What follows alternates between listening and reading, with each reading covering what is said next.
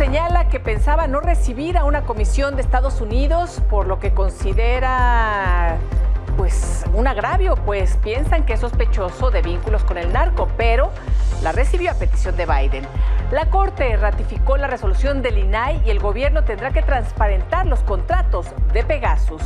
La alcaldesa Norma Otilia minimizó la violencia que azota a Chilpancingo. Vamos con toda la información. Bienvenidas, bienvenidos.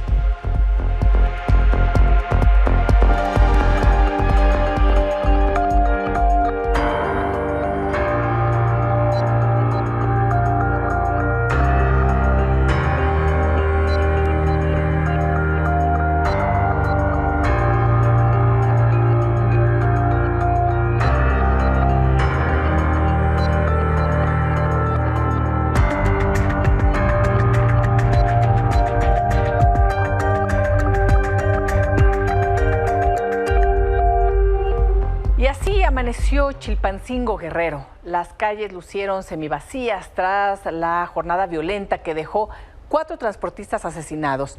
Los negocios cerraron, las clases y el servicio de transporte público se suspendieron a pesar de los operativos de seguridad. Las camionetas de la Policía Municipal y de Protección Civil nuevamente se utilizaron para transportar a usuarios. Marcial Rodríguez, secretario de Educación de Guerrero, respaldó la determinación de directores, madres y padres de familia, también maestros y maestras, de suspender clases. Señaló que si no se puede tener clases presenciales, lo correcto es retomar el sistema virtual. Más tarde, alrededor del mediodía, hombres a bordo de motocicletas lanzaron una bomba molotov contra un taxi estacionado en calles del oriente de Chilpancingo. Los agresores huyeron mientras los vecinos salieron de sus casas y apagaron las llamas. No se reportaron heridos por este hecho. Norma Otilia Hernández, alcaldesa morenista de Chilpancingo, dijo que la violencia en la capital del estado no es nueva. Negó que haya parálisis en la ciudad. Hemos hecho lo propio. Recuerdo desde el inicio de mi administración, pues distintos sucesos han pasado en Chilpancingo. Esto creo que ha sido una continuación desde hace más de 20 años, donde vemos distintas circunstancias que no están por parte de nuestras competencias. Yo no comparto el hecho que la ciudad esté semivacía por una razón. Te voy a decir, porque la gente tiene que salir, haya transporte, no haya transporte, la gente tiene que salir a buscar, pues vive al día, mucha gente vive al día, el comercio es el primero que tenemos en la capital, el segundo la burocracia. Yo te lo digo por experiencia, porque yo ahorita voy a llegar al ayuntamiento y la gente está trabajando. Yo en mi caso, yo no tengo ningún problema con la delincuencia organizada, los delincuentes se hablan entre ellos, nosotros hacemos política.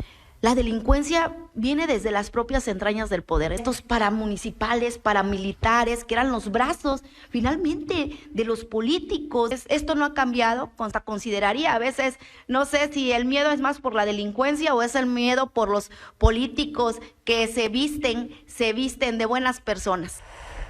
La alcaldesa dice que la delincuencia viene de las mismas entrañas del poder. En verano fue exhibida en videos y fotografías en una reunión con Celso Ortega, líder del grupo criminal Los Ardillos. Además de dedicarse al narcotráfico, esta organización diversificó sus actividades a secuestro y extorsión, lo que ha elevado el nivel de violencia en la entidad. La Fiscalía de Guerrero, Policía Estatal, Ejército y Guardia Nacional pusieron en marcha un operativo más para localizar a los generadores de violencia en la capital de Guerrero. Por su parte, la gobernadora Evelyn Salgado encabezó los trabajos de la Mesa de Coordinación para la Reconstrucción de la Paz. En esta reunión se acordó intensificar el despliegue operativo en la capital del estado para restablecer el servicio de transporte público cuanto antes. Llamó a la población a no propagar rumores y mantenerse informado mediante canales oficiales. La violencia alcanzó al turismo y a los eventos más importantes de municipios de Guerrero. En Iguala cancelaron la Feria de la Bandera 2024. En un comunicado, el gobierno municipal explicó que ante la incertidumbre que provocan los hechos recientes en esa región, decidieron suspender todas las actividades relacionadas con la feria. Ofrecieron disculpas a quienes se vieron afectados.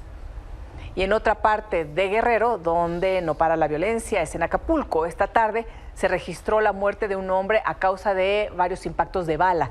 De acuerdo a los testigos, la víctima trató de huir de sus agresores sin lograrlo. Elementos de la Secretaría de Seguridad Pública de Acapulco acordonaron la zona. Desde el pasado sábado se han registrado 8 homicidios en las diferentes colonias del puerto de Acapulco, así como en la franja turística. Armando González, encargado de despacho de la Secretaría de Movilidad de Colima, reveló que los mototaxistas trabajarían con bandas del crimen organizado y por eso se registran quemas y asesinatos de conductores. El problema está en Manzanillo y en Tecomán. Y ahí sí se nos ha vuelto un problema muy grave porque ya no solamente mueven pasajes, están moviendo otro tipo de cosas. El hecho de que estén quemando las motos no es nomás porque se les ocurrió quemarlas, son ajustes ahí en bandas. Pobladores de Churumuco, Michoacán, denunciaron que soldados y guardias civiles estatales que asumieron el mando de la seguridad tras la renuncia de todos los policías debido a los enfrentamientos y acoso del crimen organizado, están ahora saqueando y destrozando viviendas y negocios. La síndica municipal, Diana Rosales, indicó que le han llegado videos en donde se ve cómo presuntas fuerzas de seguridad trasladan en camionetas artículos robados de diversas propiedades.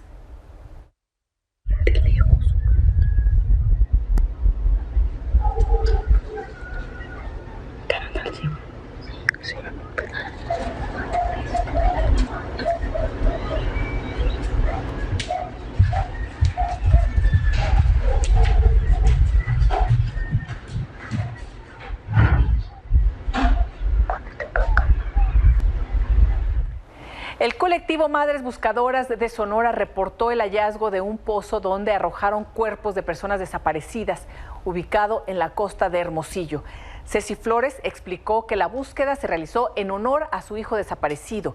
En entrevista para Milenio Televisión, pidió a las autoridades exhumar los restos para conocer sus identidades. Los tienen que sacar, o sea, por más difícil que sea, sí, claro. Tienen que ver la manera como van a sacar los cuerpos y no nos dan ninguna información al momento. No tenemos ninguna información por parte de ellos qué procede y cómo va a ser la exhumación de los cuerpos. Entonces nosotros decimos que si ellos no lo pueden hacer, nosotros vamos a hacer en las redes un llamado a la gente que nos apoye económicamente para contratar una retroexcavadora que haga el trabajo que ellos no saben cómo lo van a hacer. La defensa de los 8 militares acusados de estar implicados en el caso Ayotzinapa anunció que denunciará penalmente a los funcionarios de la Fiscalía General de la República que integraron la nueva investigación que tiene presos a sus clientes porque está basada en testigos protegidos que declaran falsedades.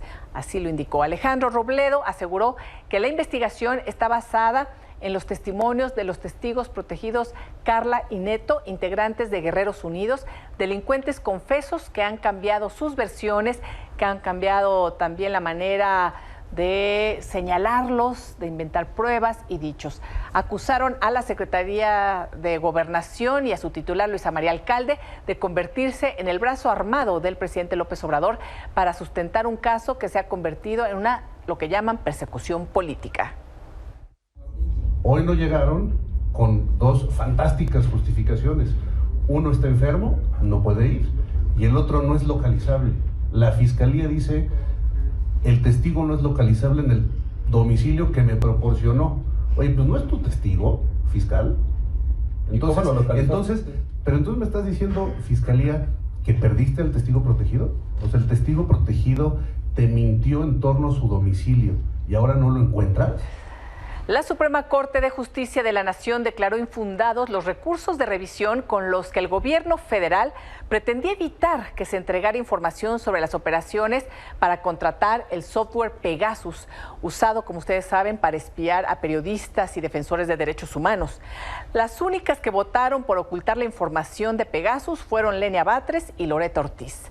Así, el Pleno ratificó la resolución del INAI en la que instruye a la Secretaría de Hacienda entregar en versión pública información sobre la contratación de este malware Pegasus. Señor Gutiérrez Ortiz, a favor. Señor González Alcántara. A favor del proyecto modificado, separándome del párrafo 85 y con un voto concurrente. Señor Esquivel Mozo.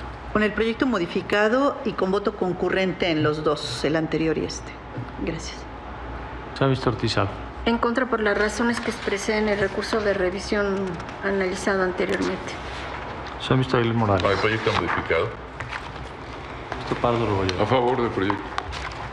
Soy Mr. Bates Guadalajara. En contra. Soy Mr. Ríos Farjat. A favor del proyecto con voto concurrente. Soy Mr. Lainez Potisek. Con el proyecto. Soy Mr. Pérez de De acuerdo con el proyecto. Soy Mr. Presidenta Piña Hernández. Yo con el sentido del proyecto con un voto concurrente. La ex jueza Angélica Sánchez Hernández fue citada a audiencia a juzgados de Pacho Viejo en Coatepec, Veracruz. Ayer se dio a conocer de manera oficial su postulación como candidata de Movimiento Ciudadano al Senado. Sánchez Hernández fue llamada a comparecer por el delito de presunto abuso de autoridad. La jueza permanece separada del cargo luego de que, usted recordará, fue encarcelada en 2 ocasiones en junio de 2023. La primera por agresión a la seguridad pública y la segunda por los delitos contra la fe pública y tráfico de influencias. Y luego de que hace unos días se dio a conocer la lista de aspirantes de Movimiento Ciudadano al Senado y Cámara de Diputados, hoy el gobernador de Veracruz, Cuitláhuac García, señaló que algunos de ellos tienen vínculos con el crimen organizado. Yo creo que aquí hay una estrategia política de la señora, con todo respeto, de hacerse pasar por presunta candidata cuando lo que realmente es presunto delincuente. Y el partido que la cobije, pues allá él, no es la primera vez que lo hace este partido. Postuló a un prófugo de la justicia, hoy un prófugo de la justicia, a un presunto delincuente, a la alcaldía de Misantla. Y hoy está prófugo de la justicia. Se peló. ¿Pero quién lo defendió? Los dirigentes de ese partido. Vamos a Veracruz con nuestra compañera Isabel Zamudio. Isabel, ¿qué es lo que está sucediendo en este caso de la exjueza Angélica Sánchez, de la audiencia a la que se tiene que presentar por estas acusaciones? ¿Cómo va todo? Buenas noches. Sí, buenas noches. Pues la jueza entró a eso de las 6 de la tarde, poco después, al penal de Pacho Viejo, donde se realiza la audiencia de imputación, pero les pretenden imputar el mismo delito que ya la tuvo presa el año pasado. La ex jueza Angélica Sánchez dijo que la Fiscalía General del Estado busca imputarle esos mismos delitos y que advierte que si llega a encarcelarla de nuevo será por el odio que le tiene al gobernador Cuitláhuac García, quien no sabe nada de leyes y se ha rodeado de colaboradores corruptos e ignorantes. La jueza dio una entrevista después de leer un mensaje en donde lamenta el actuar del actual gobierno y también de la Fiscalía y de algunos jueces que están allí por consigna, así menciona, jueces que están en Pacho Viejo, en Coatepec. Dijo que lamentablemente pretenden pues hacer señalamientos y confundir a la opinión pública al decir que jueces federales han resuelto que ella es responsable y que no violaron la ley al detenerla a pesar de contar con un amparo. Eso es mentira. Todo es producto del odio que le tiene el gobernador.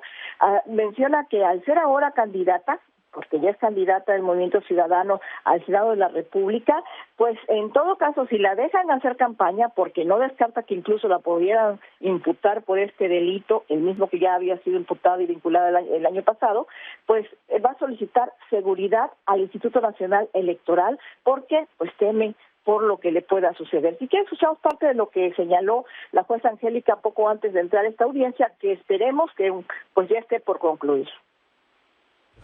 Sí, claro, definitivamente instancias nacionales e internacionales están al pendiente de mi caso y yo creo que eso es lo que molesta tanto al señor gobernador, ser exhibido primeramente como un desconocedor del derecho y bueno, es como si yo quisiera también dar mis opiniones sobre materia de ingeniería. Creo que sería yo la burla de todos porque la desconozco totalmente, pero la materia jurídica ha sido mi materia de especialización desde hace 25 años. Oiga, y entonces en ese sentido, ante el panorama que se está viendo, ¿sí hay confianza en los juzgadores veracruzanos? Definitivamente no, señorita.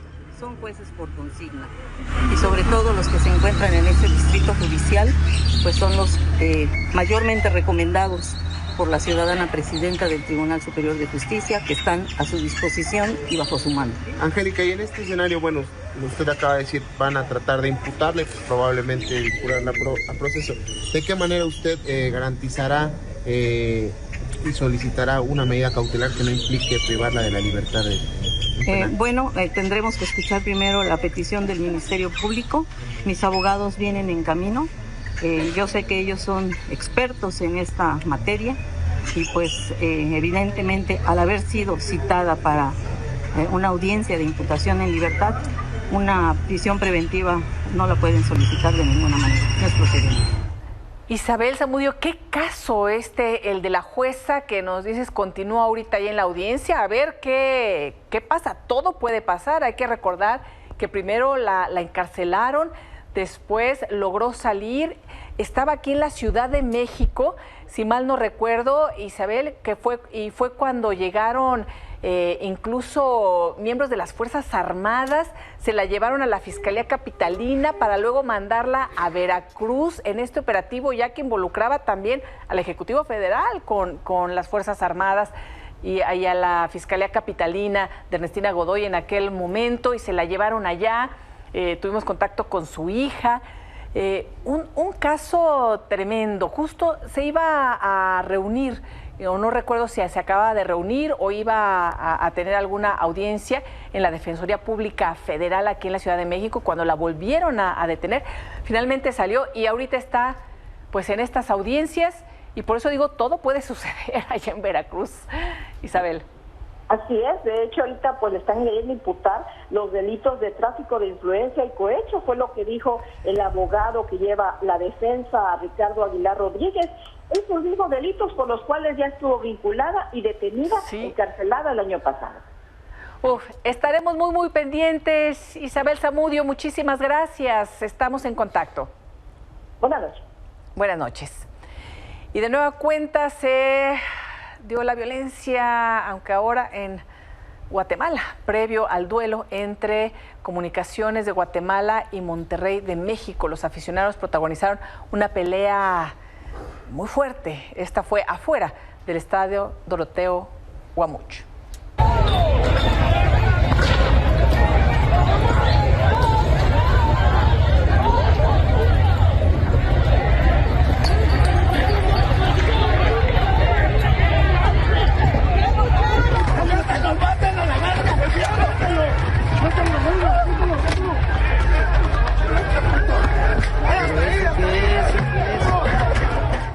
Una pausa y volvemos con más información.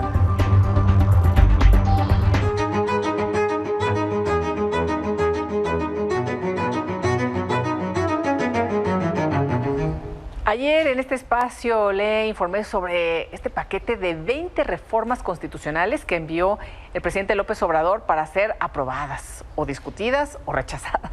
Hoy, durante su conferencia mañanera, confirmó que este acto, estas iniciativas, tienen una motivación electoral.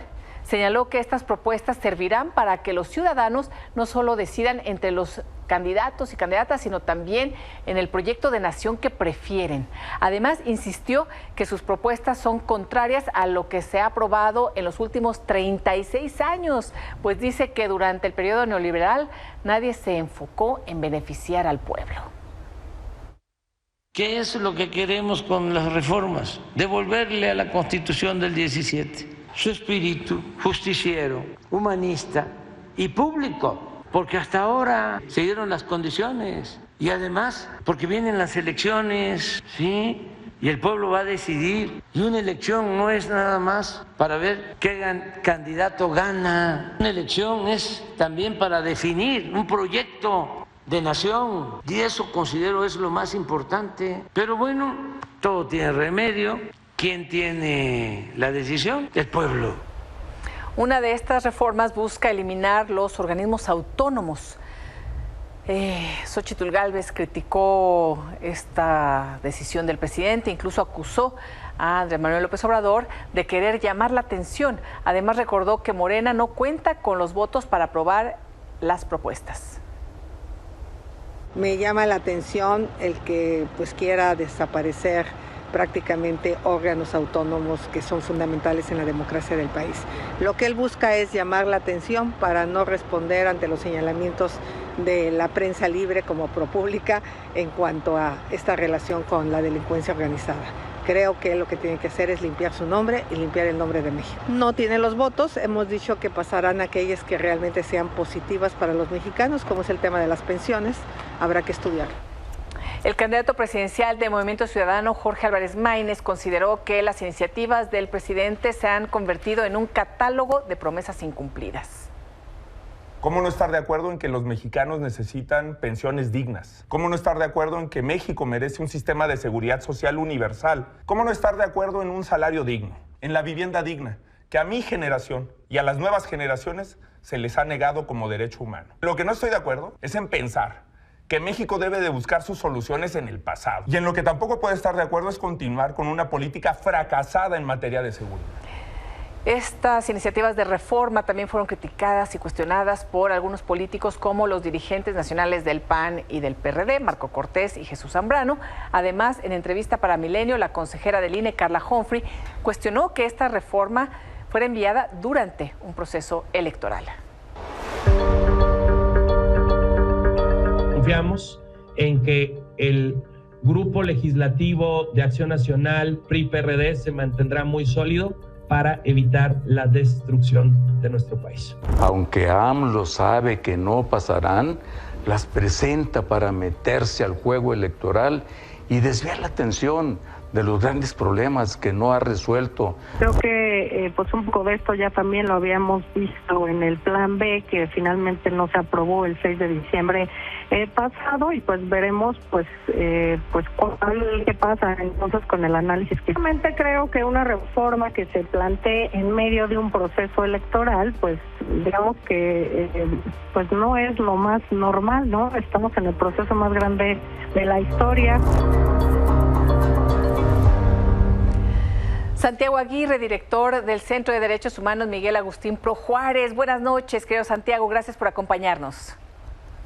¿Qué tal, estimada Elisa? Buenas noches y buenas noches también a todo el auditorio.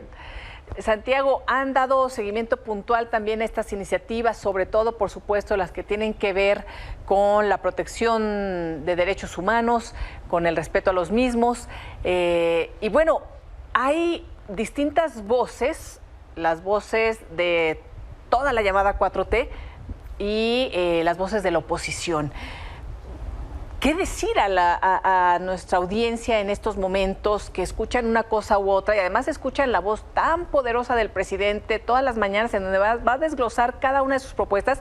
Y claro, cuando uno escucha, ayer cuando presentó las iniciativas, estaba aquí Alfonso Ramírez Cuellar, él era muy optimista en relación, por ejemplo, a las pensiones y hablaba de pues esto que podría ser muy benéfico para la ciudadanía, para la población. ¿Cómo lo evalúan? Así es, estimada Alicia, es un paquete muy amplio de varias iniciativas. Son 18 de carácter constitucional y 2 de leyes secundarias. Sí. No han sido presentadas como iniciativas preferentes, pero ciertamente están marcando toda la discusión pública y seguramente impactarán en la agenda legislativa en lo inmediato. A nosotros, como Centro de Derechos Humanos, sin soslayar que hay dimensiones de análisis muy relevante sobre el impacto de estas propuestas en una coyuntura ya electoral, sobre la propia elección de la fecha y el formato en que se hizo, desdeñando la ceremonia oficial de conmemoración de la Constitución, sí. Nos parecía que desde nuestra identidad tocaba señalar los temas en donde estas iniciativas impactan en los derechos, Elisa. Y desde esa perspectiva encontramos que hay algunas de las iniciativas que dan pasos en la dirección correcta en temas de derechos. Nos parece sobre todo que en temas de derechos sociales, Elisa, la parte de salario mínimo, la parte de vivienda, también en derechos ambientales, al prohibir el fracking, al prohibir la minería a cielo abierto. Incluso destacaríamos los temas de derechos colectivos indígenas, aunque la iniciativa es incompleta y deja de lado los temas territoriales que para los pueblos y comunidades indígenas son muy importantes, de todos modos avanza en el reconocimiento de las comunidades como sujetos de derecho público. Ahora, junto con estos pasos en la dirección correcta, hay una serie de propuestas muy preocupantes que prácticamente diluyen los beneficios de estos avances de derechos sociales por su impacto negativo en derechos civiles y políticos, Elisa. Y nos parece que es el caso. Nosotros destacamos 5 temas preocupantes. ¿Sí? La ampliación de la prisión preventiva oficiosa para nuevos delitos. Ya hemos hablado mucho de cómo eso, la Corte Interamericana señaló que es incompatible con los derechos humanos. Sí. En segundo lugar, Elisa, la reforma electoral. Sí nos parece que la propuesta de que magistrados electorales y consejeros electorales de la instancia que organice las elecciones sean electos por voto popular desfigura la naturaleza de estas instituciones y que reducir la representación proporcional disminuye la pluralidad de nuestras cámaras. Nos parece también preocupante, Elisa, la eliminación de algunos de los órganos constitucionales autónomos, sobre todo del INAI y del Coneval. El primero responsable de la transparencia, como sabemos, el segundo responsable de evaluar la política social. Ambos son órganos garantes de derechos que no deberíamos perder, pero sobre todo te diría, Elisa, desde la perspectiva del Centro PRO, que las preocupaciones más profundas son el tema de la justicia, porque se avanza en abrir a la elección ciertamente indirecta, pero al final con un mecanismo arriesgado de jueces, magistrados y ministros de la Corte, lo que se acompaña con la creación, Elisa, de un tribunal de disciplina judicial que parece la iniciativa pues prácticamente omnipotente y que puede ser una amenaza muy seria a la independencia judicial.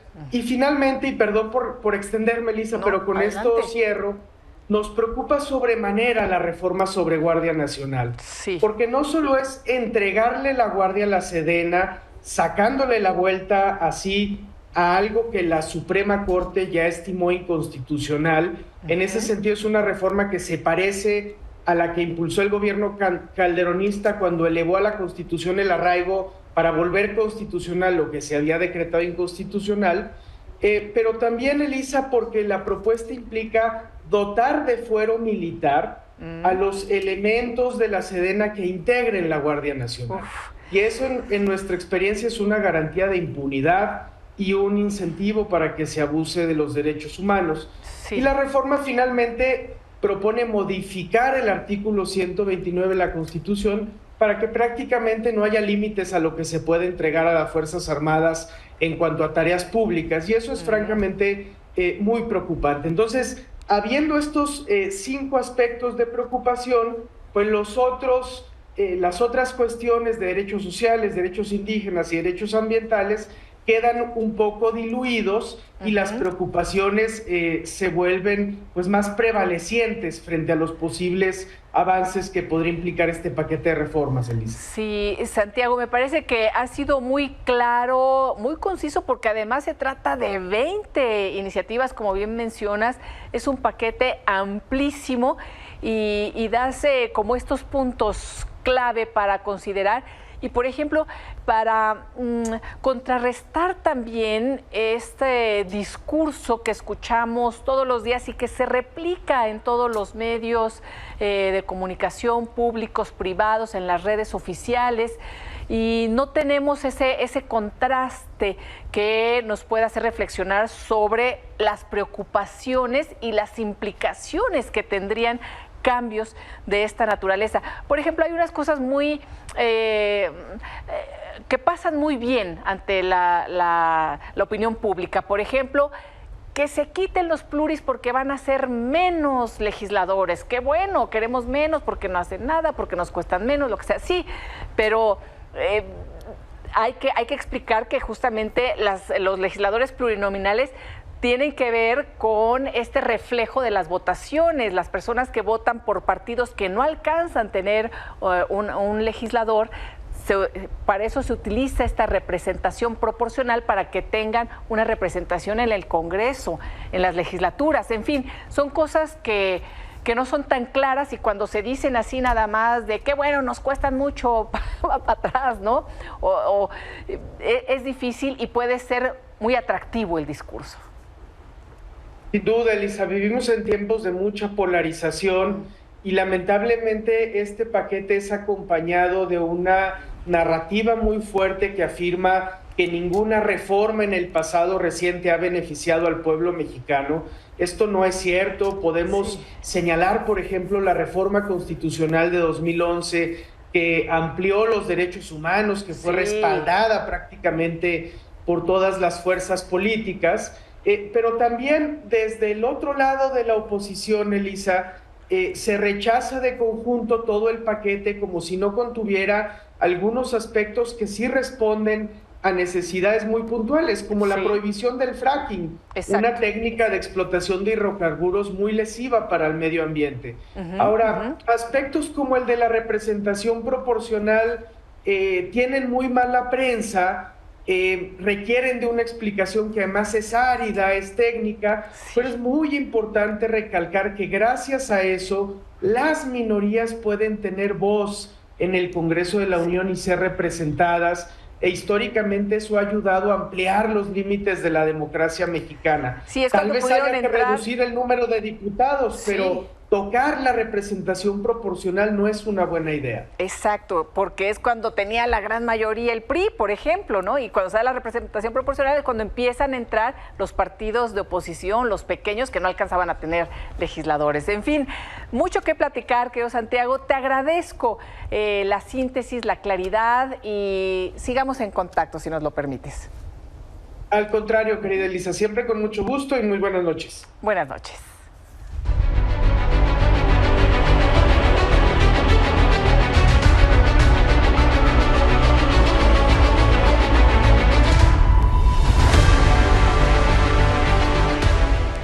Claudia Sheinbaum destacó que las reformas presentadas por el presidente López Obrador son parte de su proyecto de nación que presentará en su inicio de campaña. Además, criticó que su contrincante Xóchitl Gálvez acudiera a Estados Unidos para pedir que cuiden las elecciones.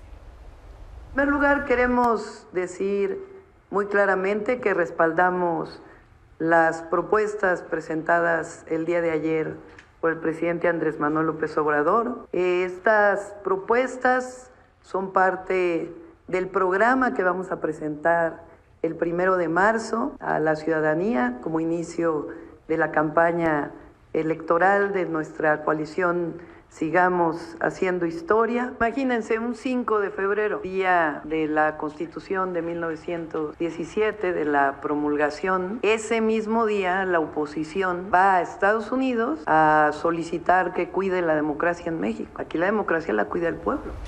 Kenia López Rabadán, jefa de oficina de Xóchitl Gálvez, responsabilizó al dirigente nacional de Morena, Mario Delgado, de operar la manifestación en contra de Xóchitl Gálvez durante su visita a Nueva York, ya que dice le tienen miedo. Mientras que el morenista aseguró que los ciudadanos solamente expresaron su sentir. Así es que hay que decirle a Mario Delgado desde aquí, claramente tienen miedo. Claramente operaron esa pequeña manifestación porque están muertos de miedo. Saben en Morena que esto se está cerrando. Nosotros tenemos un tracking y tenemos encuestas. Y cada semana lo que dice la encuesta es que Xóchitl Gálvez está subiendo en las preferencias electorales.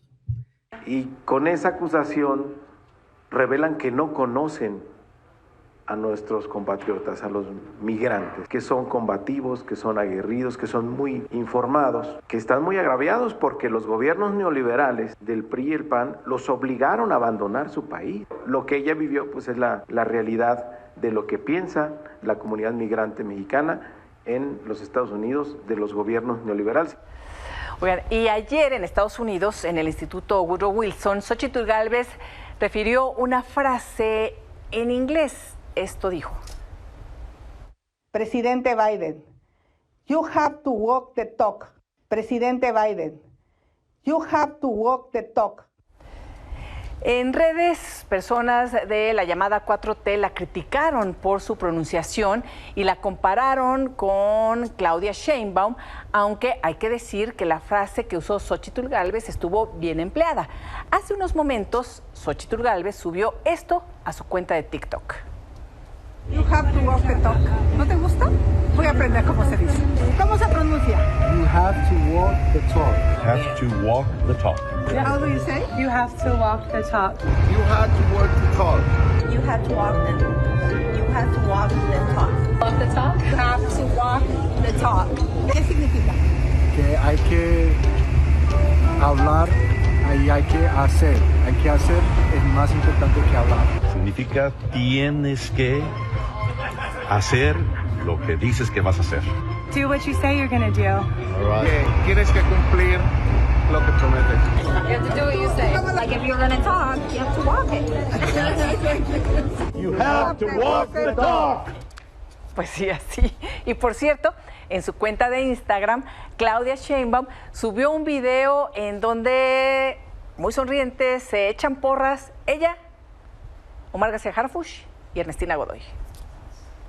Hola, ¿cómo están? Le voy a pasar el celular a una persona muy valiente.